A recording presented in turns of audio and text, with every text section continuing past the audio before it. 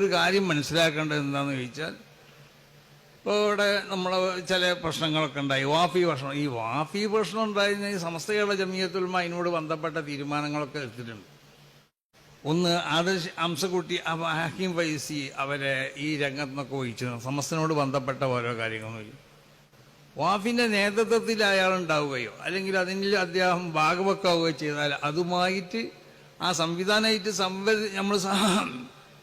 നമ്മൾ ആ സംവിധാനമായിട്ട് സഹകരിക്കില്ല എന്നാണ് സമസ്ത കേരള ജമിയത്തുൽ ഉലമയുടെ തീരുമാനം. ഇത് സമസ്തയിൽ നിന്നുള്ള ആരെങ്കിലും ഒരാൾ പറയണതല്ല, ഇത് സമസ്ത കേരള ജമിയത്തുൽ ഉലമ എടുത്ത തീരുമാനമാണത്. എന്നാലും അവരെ നമ്മൾ കുട്ടികൾ എന്നുള്ള നിലക്ക് അവരോട് ചർച്ചകൾ നടത്തല്ല.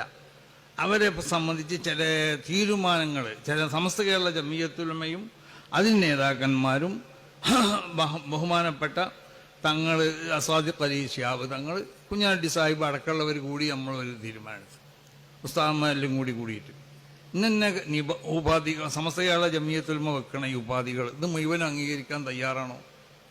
എന്നാൽ അവരേറ്റ് നമ്മൾ യോജിച്ചു പോകാൻ തയ്യാറാണെന്നാണ്. അതിൻ്റെ ഒരു റിസൾട്ട് അല്ലെങ്കിൽ അതിൻ്റെ ഒരു മറുപടി നമുക്ക് കിട്ടിയിട്ടില്ല. അപ്പം ഈ തീരുമാനങ്ങളൊക്കെ അവ്യക്തമാക്കി കൊണ്ടിട്ട് സമസ്ത കേരള ജമിയത്തുൽ ഉലമ ഒന്നും തീരുമാനിച്ചിട്ടില്ല എന്ന് ചിലവർ പറയാം. സമസ്ത ആവശ്യത്തിനൊക്കെ തീരുമാനിച്ചിരിക്കണേ. പിന്നെ എല്ലാ തീരുമാനങ്ങളും അങ്ങനെ തന്നെയാണ്. എല്ലാ ഭാഗങ്ങളും പരിശോധിച്ചു. ആർക്കും ഒരു നിലക്കുള്ള എന്തെങ്കിലും ഒരു പോറൽ ഏൽപ്പിക്കാത്ത നിലക്ക്, പോറൽ ഏൽപ്പിക്കൂല എന്നല്ല പറഞ്ഞത്, ഏൽപ്പിക്കേണ്ടി ഒന്നും ഏൽപ്പിക്കും, അത് വേറെ സംഗതി. പക്ഷേ അന്നൽക്ക് വളരെ ശ്രദ്ധിച്ചുകൊണ്ടാണ് സമസ്ത കേരള ജമിയത്തുൽ ഉലമ ഈ കാര്യങ്ങളൊക്കെ കൈകാര്യം ചെയ്യൽ.